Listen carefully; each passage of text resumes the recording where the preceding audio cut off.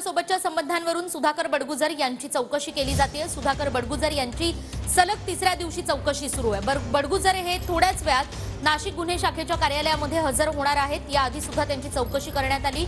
आजही ही चौकशी होईल। पोलीस आयुक्तांनी सुद्धा सुधाकर बडगुजर यांची चौकशी यापूर्वी केली।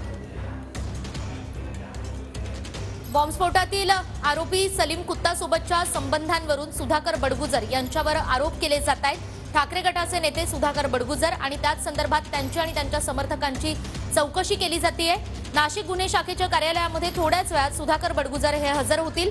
पोलीस आयुक्तांनी सुद्धा त्यांची चौकशी केली। सलग तिसरा दिवस आहे आज त्यांचा चौकशीचा आणि थोड्याच वेळात ते आता या ठिकाणी नाशिक गुन्हे शाखेच्या कार्यालयामध्ये हजर होणार आहे।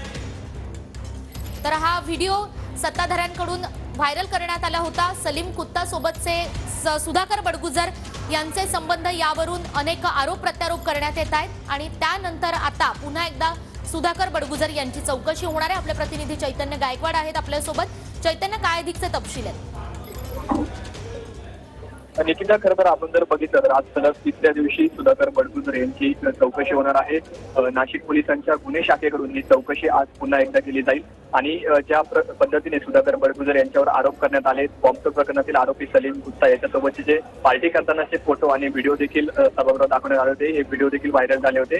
त्यामुळे आता सलीम कुत्ता याच्यासोबत सुधाकर बडगुजर यांची ओळख कशी झाली, ज्या पद्धतीने सांगितलं जात होतं की सलीम कुत्ता हा मध्यवर्ती कारागृहात होता नाशिकच्या, तर त्या ठिकाणी त्यांची कुठे भेट झाली, भेट कशा पद्धतीने झाली याबाबतचा संपूर्ण तपास जो आहे तो पोलिसांकडून केला जाणार आहे। आणि यासाठी नाशिकचं जे मध्यवर्ती कारागृह आहे त्या कारागृहासोबत पत्रव्यवहार देखील पोलिसांकडून केला जाणार आहे आणि त्याच प्रमाणात सलीम कुत्ता याचा देखील या प्रकरणात जबाब नोंदवणार असल्याची माहिती सूत्रांकडून मिळते। आणि एकूणच नाशिक पोलीस जे आहे ते आता एकूणच या संपूर्ण प्रकारात प्रगतीपथावर आल्याचं आपल्याला एकूणच पाहायला मिळत आहे आणि चौकशी झाल्यानंतर जो संपूर्ण अहवाल जो आहे तो देखील शासनाकडे पाठवला जाणार असल्याची माहिती सूत्रांकडून मिळते। आणि अधिक जाणून घेणार आहोत चैतन्य तुर्तास।